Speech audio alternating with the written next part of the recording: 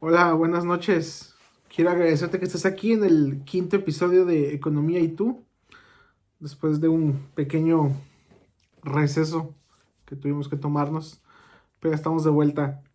Y quiero invitarte a que te quedes hasta el final de este video, porque quiero anunciarte un proyecto paralelo o adicional a esto que estás viendo. Me parece muy interesante y que incluso creo que pudiera servir a mucha gente. Entonces te invito a que te quedes hasta el final. Y bueno, el día de hoy quisiera tocar un tema sumamente importante para nuestro país, a pesar de que no sucede en nuestro país. Vaya paradoja. Y me refiero a las elecciones en los Estados Unidos. Este martes 5 de noviembre están llamados a las urnas los votantes estadounidenses, junto con el colegio electoral, que al final es el que decide pues, quién es el presidente para este país. Y llegamos a un punto muy interesante, no solamente hablando de los candidatos, por un lado el republicano expresidente Donald Trump y por el otro lado la demócrata y vicepresidenta actual de los Estados Unidos, Kamala Harris. Llegan sumamente empatados y todo parece indicar que los estados péndulo, los estados Columbia, serán la clave. Siempre lo son, pero hoy aún más, porque están muy empatados en todas las encuestas para decidir quién ocupará o quién será el nuevo inquilino de la Casa Blanca a partir de enero. Y creo que llegamos a un momento muy interesante porque hace un par de semanas, hace 2 semanas exactamente, la presidenta Claudia Sheinbaum sostuvo una reunión en la Ciudad de México llamada CEO Dialogue 2024 con directores generales de empresas tanto mexicanas como en Estados Unidos. Esta conferencia está auspiciada por un lado mexicano por el Consejo Coordinador Empresarial y por el lado estadounidense por la US Chamber of Commerce, o la Cámara de Comercio, desde el 2013. Y básicamente se anuncian inversiones y se trabaja en esta parte bilateral entre México y Estados Unidos. En esta reunión, la presidenta anunció inversiones en nuestro país por 20 mil millones de dólares y también, en sus palabras, inició la defensa del Tratado de Libre Comercio que se revisará en 2026 y les aseguró a los inversionistas que en el marco de la reforma del Poder Judicial no tiene nada que preocuparse porque sus inversiones están seguras, o intentó convencerlos de que México sigue siendo un país atractivo y seguro o con certeza jurídica para traer su dinero. Uh, yo diría que si tienes que estar recordando cada 5 minutos que el país es un lugar seguro para invertir, pues probablemente es porque haya o exista el nerviosismo, ¿no? Nuevamente a la parte de la reforma judicial. Pero bueno. Entonces, ¿qué nos espera? ¿Por qué esta elección es tan interesante para nuestro país? Volvemos a esta frase un poco cliché de que México está muy lejos de Dios y muy cerca de Estados Unidos. Lo que tenemos que entender o empezar a entender es que tenemos una relación extremadamente asimétrica con los Estados Unidos, es decir, una relación de poder muy desigual. Tenemos al país más poderoso del mundo, no solamente en términos económicos, sino también en términos militares. Y tenemos a México, que a pesar de que ha venido creciendo en los últimos años, tanto en importancia en la región y en el mundo, pues claramente todavía está muy lejos del poder, no solo militar, sino económico de los Estados Unidos. Esta relación tan asimétrica ha hecho que a lo largo de toda nuestra historia, pues dependamos en muchos sentidos de la voluntad de, de los Estados Unidos. Y ahora sí que lo que ellos dicen, pues se hace, ¿verdad? No es como que haya cambiado mucho en los últimos años. No somos el único país que pasa por esa situación. Muchísimos países, especialmente en América Latina, la viven. Pero bueno, nuestra situación es única por temas geográficos. Con nuestros vecinos compartimos una frontera enorme. Nuestra frontera norte y su frontera sur. Esta relación tan asimétrica en los últimos años se ha venido mejorando un poco, se ha hecho más pequeña, en parte por el gran problema migratorio que tienen los Estados Unidos en su frontera sur, nuestra frontera norte, como te decía. Algo que supo hacer muy bien el presidente López Obrador como un hábil político que fue, o que es, pero ya no está en funciones, fue manejar este tema a su favor. El presidente Trump, cuando asumió la Casa Blanca, intentó imponer aranceles a los productos mexicanos, y el presidente López Obrador, a través de un control más férreo en nuestra frontera con Centroamérica, nuestra frontera sur, consiguió, te digo, a través de estas promesas, hacer que el presidente Trump al final decidiera no aplicar esos aranceles. Y en términos más recientes, tú lo recordarás probablemente, consiguió que el presidente Biden aterrizara en el AIFA en lugar del Benito Juárez. Y bueno, lo que significó una gran victoria política para el presidente en ese momento. Pero te digo que esta elección es especial e interesante porque ha habido temas que están empezando a calentar mucho en los Estados Unidos, y te quiero hablar específicamente de dos.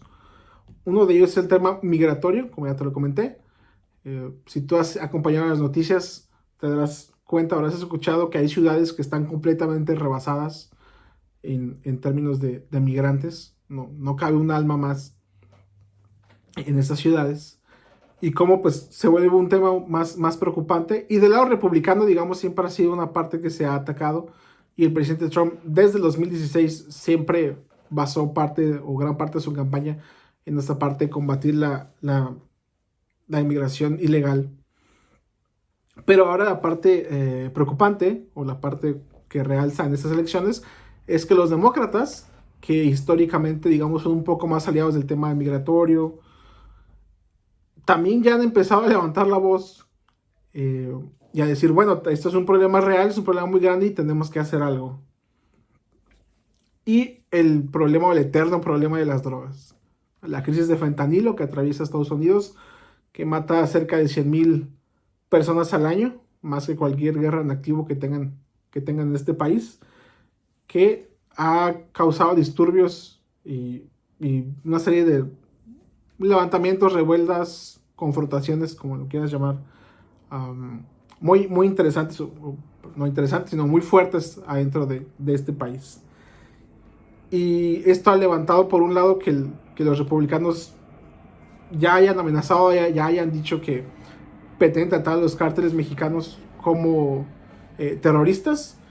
Y Donald Trump inclusive ha ido más lejos y ha dicho que de asumir el cargo él iba a bombardear directamente a los carteles, ¿no? Donde estén refugiados. No vamos a entrar en la polémica de si estamos o no de acuerdo con esa declaración del presidente, únicamente pues poner el contexto de dónde estamos. Y el tercero, que es en el cual yo me quiero basar un poco más el día de hoy, es en esto que te comentaba al principio, el Tratado de Libre Comercio, el TEMEC, que por sus cláusulas trae escrita que se tiene que hacer una revisión en 2026. En 2026 la presidenta sigue siendo la doctora Claudia Sheinbaum, pero pues ya tendremos nueva administración en los Estados Unidos, Kamala Harris o Donald Trump. Y ambos han dicho cosas muy interesantes al respecto de este tratado. Y quisiera ponerte en contexto de qué representa esto para nosotros en el tema de comercio. Al primer trimestre de 2024, y este es un informe que presenta BBVA, las exportaciones mexicanas alcanzaron 144,000 millones de dólares y se importó 146,000 millones de dólares.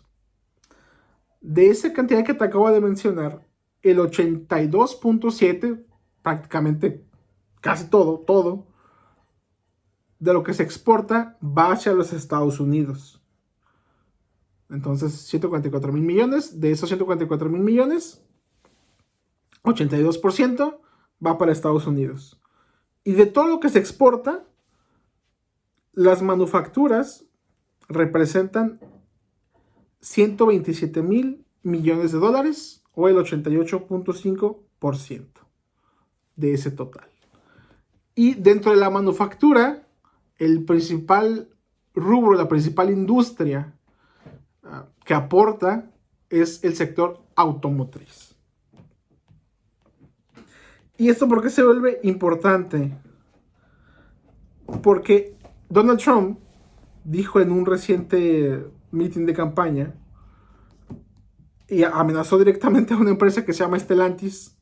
Y fíjate, te voy a leer textualmente lo que dijo, o lo que expuso en su mitin. Díganle a Stellantis que si planean mudarse a México, les vamos a cobrar un arancel del 100% por cada coche. Y si les dicen eso, no se mudarán, dice él. Y bueno, probablemente Stellantis no te suene. Es un conglomerado que abarca varias empresas. Y te las voy a mencionar. Fiat, Abarth, Alfa Romeo, Lancia, Maserati, Chrysler, Dodge, Jeep, Ram, Peugeot, Citroën, DS Automóviles, Opel y Vauxhall Motors. Yo estoy seguro de que por lo menos 3 o 4 de ahí te sonaron.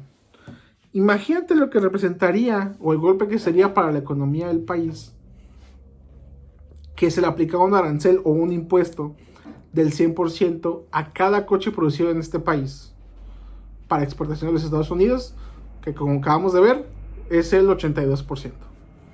Es un golpe durísimo para las finanzas o para la economía de nuestro país. Eso es del lado del presidente Trump. Sin embargo, la presidenta o la vicepresidenta Harris no es tampoco ninguna perita tan dulce, ¿verdad? También ha dicho o ha tenido sus declaraciones no muy amistosas con el tratado. Y mira, también te voy a leer textualmente para que no caigamos en malas interpretaciones. Y estas son algunas declaraciones. Dijo: nunca hubiera votado por NAFTA, o el Tratado de Libre Comercio, porque estoy convencida de que podemos hacer un mejor esfuerzo para proteger a los trabajadores estadounidenses. Hablando específicamente sobre el TEMEC, dijo: después de un estudio cuidadoso y en consulta con líderes de los movimientos de conservación ambiental, he concluido que las protecciones contenidas en el TEMEC son insuficientes y de plano no contribuyen a nuestro esfuerzo para evitar el cambio climático. La gente de California sabe que la crisis climática está ya aquí. Las comunidades de todo nuestro estado han experimentado incendios, tormentas, inundaciones y sequías exacerbadas. La devastación solo empeorará si no tomamos medidas audaces e inmediatas para abordarla. Este acuerdo establecerá los estándares para décadas y creo que los californianos y todos los estadounidenses merecen una acción mejor y más inmediata. Por estas razones me opongo a este acuerdo. Y efectivamente, Kamala Harris, cuando era legisladora por el estado de California, fue una de las que se opuso a que se ratificara el TEMEC en el Congreso de los Estados Unidos. Entonces, como puedes ver, ambos candidatos tienen su lado, vamos a ponerlo negativo o preocupante, en relación al tratado de comercio más importante que tiene este país. El TEMEC aporta el 55% del PIB o del Producto Interno Bruto Nacional. Eso es lo preocupante sobre estas elecciones. Eso es lo que está en juego este martes, con sus asegúnes, como yo te lo comenté en el video pasado donde te hablaba de los riesgos de la presidenta Sheinbaum. Personalmente creo que será más difícil en el caso de que Donald Trump sea quien finalmente llegue a la Casa Blanca, aunque Donald Trump también dijo en su momento que el TEMEC era el acuerdo más importante que había firmado Estados Unidos en su historia. Será interesante ver cómo se retracta de lo que él mismo dijo, porque si ya dijo que era lo mejor y ahora dice que no le parece, hay una pequeña contradicción, ¿verdad? Que no es como que a Trump le moleste contradecirse, pero bueno, veamos cómo se puede sortear. Y también veamos qué es lo que pasa después de toda la cantaleta política y todos estos actos de campaña, ¿verdad? Claramente lo que busca este tema de proteccionismo es pues mantener empleos en los Estados Unidos. Y pues le está hablando en gran parte al votante, ¿no? Estas promesas de campaña que les gusta hacer a los políticos. Pero el TEMEC les beneficia a ellos de una manera también sumamente importante. Han obtenido beneficios y ganancias impresionantes gracias a este acuerdo. No es como que las empresas estadounidenses decidan irse de la noche a la mañana. Claramente hay condiciones necesarias para la inversión y claramente hay ganancias en este país. Pero bueno, en términos políticos, es parte del juego y de lo que se le promete en campaña a los votantes, ¿verdad? Entonces, como te decía, esto es lo que hay en juego. Afortunadamente, o una noticia importante, satisfactoria del lado de nuestro país, es que tenemos o más bien la presidenta tiene en su gabinete a dos perfiles muy interesantes, altamente capacitados. Uno de ellos es el secretario de Relaciones Exteriores, Juan Ramón de la Fuente, quien tiene pues mucha experiencia en esas negociaciones. Y el perfil que a mí me parece más interesante, que hay que ver cómo se maneja, quien es el secretario de Economía, Marcelo Ebrard, porque él estuvo en la negociación del TEMEC a inicios de sexenio del presidente López Obrador, cuando era secretario de Relaciones Exteriores.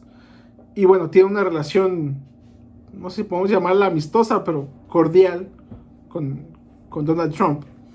Y bueno, ya tiene experiencia y probablemente esté bastante curtido en cómo sortear estas dificultades que pudieran atravesarse. Entonces, bueno, muy atentos a lo que pueda pasar en estos, bueno, a lo que va a pasar, no lo que pueda pasar, lo que va a pasar en estos días. Ya los mercados empezaron a reaccionar. Si tú has seguido el tipo de cambio, yo estoy en frontera, entonces el tipo de cambio es algo con lo que convivimos todos los días. Probablemente has visto que ha habido un aumento, ¿verdad? Una depreciación del peso contra el dólar. Se ha vuelto más caro. Pero a mí siempre me gusta recordar una frase de mi profesor de econometría en la licenciatura, que me decía que si quieres perder tu respeto como econometrista, que es la rama de la economía que se encarga de hacer estas predicciones, pues pronostica tipo de cambio, porque seguramente te vas a equivocar. Así que no nos adelantemos, no hagamos conclusiones precipitadas. Esperemos a ver qué pasa el martes y en base a eso veremos qué es lo que nos depara el futuro para la economía de nuestro país. Pero como te digo, al momento, con los perfiles que tiene la presidenta en su gabinete, creo y quiero confiar en que la experiencia que tienen ellos va a ser muy interesante y muy buena para pues poder negociar este tratado que, como te digo, en términos comerciales es lo mejor que le ha pasado a nuestro país. Y bueno, como te mencioné al inicio del video, estoy empezando a preparar una sección, digamos, un poco paralela a esta parte de un poquito más economía política, política exterior, etcétera. Y es una parte enfocada en finanzas o temas de finanzas personales, inversiones, deuda, tarjetas de crédito, etcétera. Y esto estará enfocado principalmente en una cuenta de Instagram que te voy a dejar por aquí abajo, o te voy a subir a las redes sociales más adelante o en estos días. Será exclusivamente dedicada, la cuenta de Instagram va a ser únicamente dedicada a esos temas. Por ahí también consejos de ahorro, de tips ahora con el Black Friday, con el Buen Fin, para ese tipo de compras, etcétera, ¿no? Temas que por ahí te estaré compartiendo.